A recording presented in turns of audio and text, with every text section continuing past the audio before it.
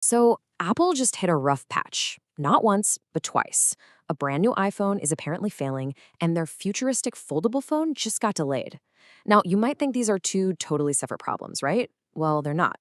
They actually point to a single, really critical challenge that's brewing inside the most valuable company in the world. For the longest time, a new Apple product was pretty much a guaranteed hit. It was just expected. But these latest stumbles have a lot of people asking, has the magic finally worn off? It feels like that famous Midas touch might be wavering. Let's start with the product that's actually on shelves right now. Okay, so first up, let's talk about the iPhone Air. This thing was supposed to be a total design masterpiece, a real triumph of engineering that would redefine what an iPhone could be. And on paper, it was a slam dunk.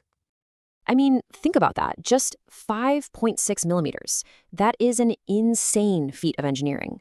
This is classic Apple, right? Taking something we all know and pushing its design to a beautiful, almost impossible new extreme. But here's the thing. A beautiful design doesn't always mean a successful product. And the market's reaction? Oh, it was brutal. Okay, check out this number. This is what sent total shockwaves through Apple's entire supply chain. Apple is slashing production of the iPhone Air by over 80%. We're not talking about a small adjustment here. This is like pulling the emergency brake on a brand new product just a few months after it launched. And the reason why is, well, it's pretty blunt, virtually no demand. That's a direct quote from a Keyvan survey. People just aren't buying it. For Apple, if you can just walk into a store and buy a brand new iPhone right after launch, that's always a bad sign. And the Air is a textbook example. But what's really fascinating is the contrast. While the Air is getting its orders demolished, Apple is actually boosting orders for every single other model, adding a whopping 4 million units just for the Pro Max. And this is the key takeaway, right? People aren't ditching the iPhone. They're just saying a big no thanks to this particular model and are flocking to the more powerful Pro devices instead. But the story of the iPhone Air, it's not just a simple flop. It actually gets kind of weird when you look at it globally. Because what was a total dud in the West was, believe it or not, a huge hit somewhere else. And this chart, it just lays that split out perfectly. In Western markets, the Air is a shelf warmer. But in China, it sold out within hours, even with a month-long launch delay. It really seems like that super thin design, which just didn't land in North America or Europe, was exactly what consumers in China were waiting for. What a crazy difference. Okay, so the iPhone Air. That's a misstep in the present. But what about Apple's future?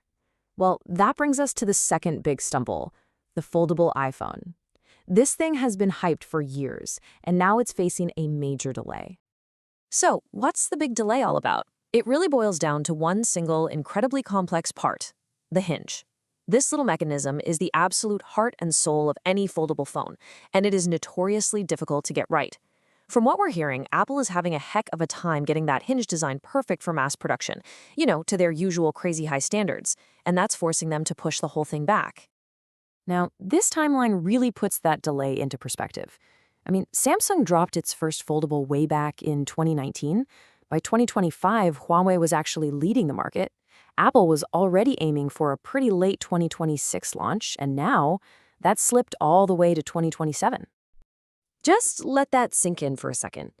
A 2027 launch means Apple is going to be a staggering 8 years behind Samsung in the foldable game. In the world of tech, 8 years is basically a lifetime.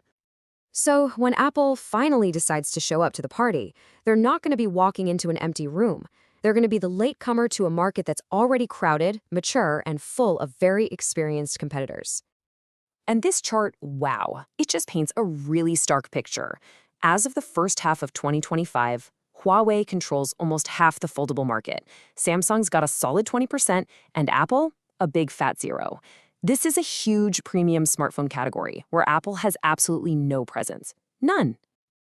All right, so we've got the iPhone Air, a failure happening right now, and the foldable iPhone, a big question mark for the future. And when you connect those two dots, a much bigger story about Apple's entire strategy starts to take shape. See, the thing is, the iPhone Air's failure, it isn't a one-off thing. Look at this history. Apple seems to have this recurring problem with the fourth iPhone, The small-screened Mini got the axe, the Plus model also didn't really find its footing, and now the ultra-thin Air is basically on the same track. You start to see a pattern, right? And all of this really brings us to the main point here. You've got a failure to launch a successful new iPhone model today, and you've got a major delay in launching a truly new kind of iPhone for tomorrow. Put them together, and what does it show? It shows Apple is really struggling to figure out what its next big hardware evolution is going to be. So, we'll leave you with this one last question to think about. Apple's whole strategy has always been to wait, to perfect a technology, and then swoop in with the definitive version.